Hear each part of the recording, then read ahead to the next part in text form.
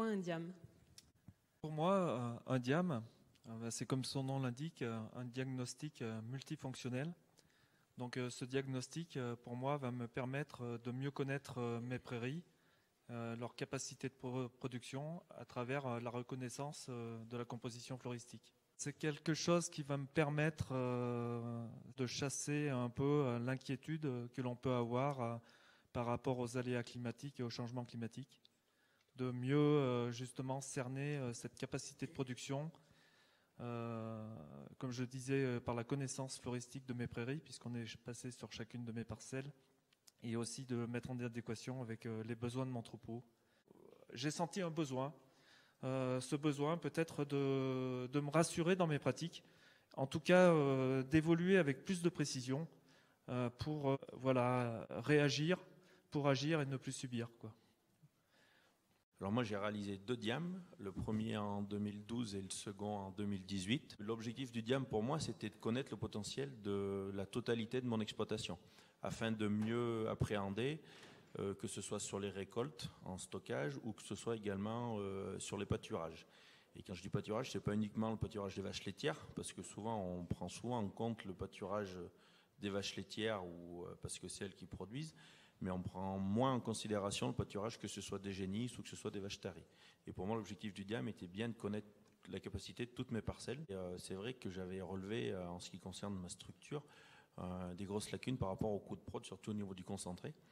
Et l'objectif était vraiment aussi d'améliorer ce point-là. Qu'en est-il ressorti de cette étude du coup? J'étais un peu bluffé par la précision du résultat qui m'a été donné par rapport à mon exploitation. Ça m'a permis de prendre confiance réellement à ce diagnostic et de voir l'avenir justement en utilisant cet outil pour prendre des décisions. Il faut encore que je m'imprègne énormément de toutes ces données qui ont été travaillées par la Chambre d'agriculture et qui m'ont été communiquées pour pouvoir me projeter à la fois dans comment mener à bien mon pâturage, comment optimiser aussi mes récoltes et de mieux anticiper l'avenir. Toi, Nicolas, qui a fait donc ton premier diam en 2012, comment as-tu cheminé depuis ce premier résultat? Et on a pris, donc moi et mes associés en plus, une prise de conscience importante par rapport au sous-stock qu'on avait, au manque de stock réel, et qui finalement a été compensé par l'apport conséquent de concentré sur l'exploitation. Et également par rapport au potentiel de surface qui était fauchable.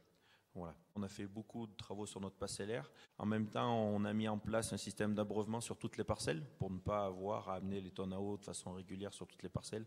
Le diam nous a réellement permis aussi de voir que certaines prairies, en fonction de comment elles étaient classées, qu'elles allaient se dégrader en fait, si on allait continuer dans ce sens-là. Donc ça a été une prise de conscience de baisse du chargement et des effluents en même temps. Ensuite, il y a également eu la mise en place d'un séchage en grange sur notre structure, donc qui nous aide quand même beaucoup à gérer notre surface. J'ai oublié également la mise en place du pâturage tournant. Pour donner quelques chiffres, notre chargement est passé de 1,4 à 1,2. On a une petite augmentation de surface qui est de 6 hectares. Voilà. On a fait donc entre ces 7 années différentes, il y a une augmentation de production du lait total qui est de l'ordre de 15%, du lait total produit, avec un nombre de vaches laitières qui est de 10 vaches laitières en moins, traite en moyenne. Et tout ça avec une diminution de la consommation du concentré total qui est de 36%, donc qui est quand même loin d'être négligeable, quoi. Donc tous ces leviers-là nous ont permis d'avoir une efficacité économique qui est bien meilleure entre ces 9 années. Voilà. Et qu'est-ce que tu dirais, tu aurais envie de dire à d'autres éleveurs par rapport à l'intérêt de ce diagnostic? Pour moi, le diam, il n'est pas là pour juger l'exploitation, de façon générale. C'est le bilan comptable de notre système fourrager à l'instant T. Et c'est pour ça que je trouvais l'intérêt de le refaire. Donc de le faire une fois, c'est bien. Ben voilà, on trouve différents points, différents atouts ou contraintes dans notre système. Mais de le refaire nous permet réellement, donc bien évidemment, on ne fait pas de façon annuelle, c'est pas très représentatif, mais de le refaire dans le temps pour savoir si nos objectifs qu'on a voulu mettre en place suite à un certain nombre d'années ont bien été là et potentiellement ce qu'on peut encore faire ou qu'il faut arrêter de faire parce qu'on dégrade nos prairies. Et après, moi, je souhaiterais préciser également, le DIAM mesure énormément de critères environnementaux, en fait. Et je pense qu'aujourd'hui, on a tous intérêt à communiquer autour de ça, autour de ce qu'on fait, comment on le fait, et ce que ça nous apporte. Et donc, on sait tous, en étant éleveurs, qu'on fait des choses, qu'on essaye de les faire plutôt bien, voire très bien, qu'on maintient des paysages ouverts. Mais le DIAM a énormément de critères, que ce soit environnementaux et écologiques. Aujourd'hui, je pense qu'on a tout intérêt à s'en servir pour communiquer pour la vente de nos produits de tels qu'ils soient. Voilà. Ce que je pourrais dire à d'autres éleveurs, c'est comme vient de le dire Nicolas, n'hésitez pas à faire un état des lieux. Justement, cet état des lieux vous permet de mieux connaître votre support végétal.